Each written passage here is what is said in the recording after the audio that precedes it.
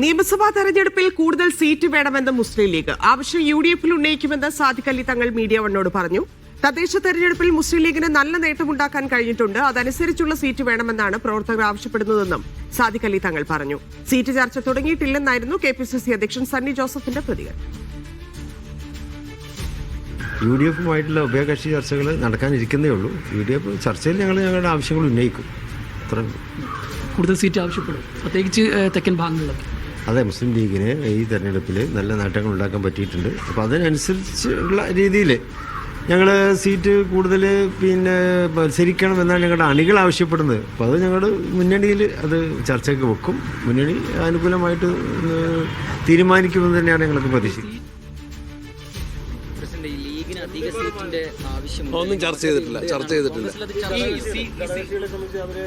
ഒന്നും ചർച്ച ചെയ്തിട്ടില്ല. ഇല്ല,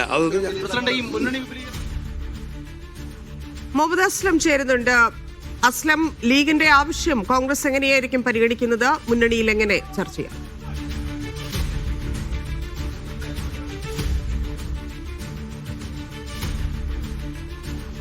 നിലവിൽ നേതാക്കളൊക്കെ പറയുന്ന കാര്യം സീറ്റ് വിഭജന ചർച്ചകൾ കടന്നിട്ടില്ല എന്നുള്ള കാര്യം പറഞ്ഞ ഈ പ്രതികരണം ഒതുക്കുകയാണ് ചെയ്തത്. അതേസമയം സ്വാഭാവികമായിട്ടും സാദിഖ് അലി ശബ്ദങ്ങൾ ആവർത്തിച്ചൊരു നമ്മുടെ പ്രതികരണത്തിൽ വ്യക്തമാണ്.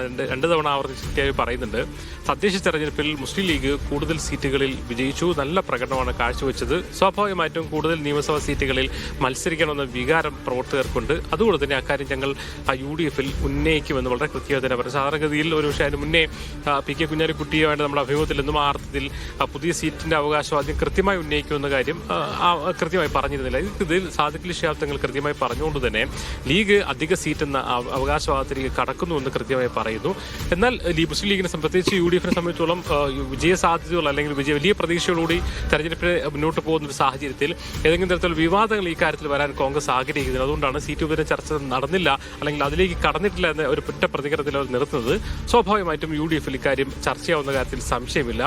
പ്രത്യേകിച്ച് ഇപ്പോൾ തദ്ദേശ തെരഞ്ഞെടുപ്പിലെ ഈ പ്രകടനം മുൻനിർത്തി പോകുക, പ്രത്യേകിച്ച് കോഴിക്കോട് ജില്ലയാണെങ്കിലും അതോടൊപ്പം തന്നെ മലപ്പുറം മാത്രമല്ല കോഴിക്കോടും കണ്ണൂരും കാസർഗോഡും ഉൾപ്പെടെയുള്ള മുസ്ലിം ലീഗിന് സാന്നിധ്യമുള്ള സ്ഥലങ്ങളിലൊക്കെ തന്നെയും മുസ്ലിം ലീഗിന്റെ സ്ട്രൈക്ക് റേറ്റും വളരെ കൂടുതലാണ്. സ്വാഭാവികമായിട്ട് അത് മുൻനിർത്തി അവർ ചോദ്യങ്ങൾ ഉന്നയിക്കുമ്പോൾ സ്വാഭാവികമായിട്ടും ഇക്കാര്യത്തിൽ കൂടുതൽ ചർച്ചകളിലേക്ക് പോകേണ്ടി വരും. കോൺഗ്രസിൽ നമ്മൾ നേരത്തെ രാവിലെ കൊടിക്കുന്നിൽ സുരേഷ് സംസാരിച്ചപ്പോൾ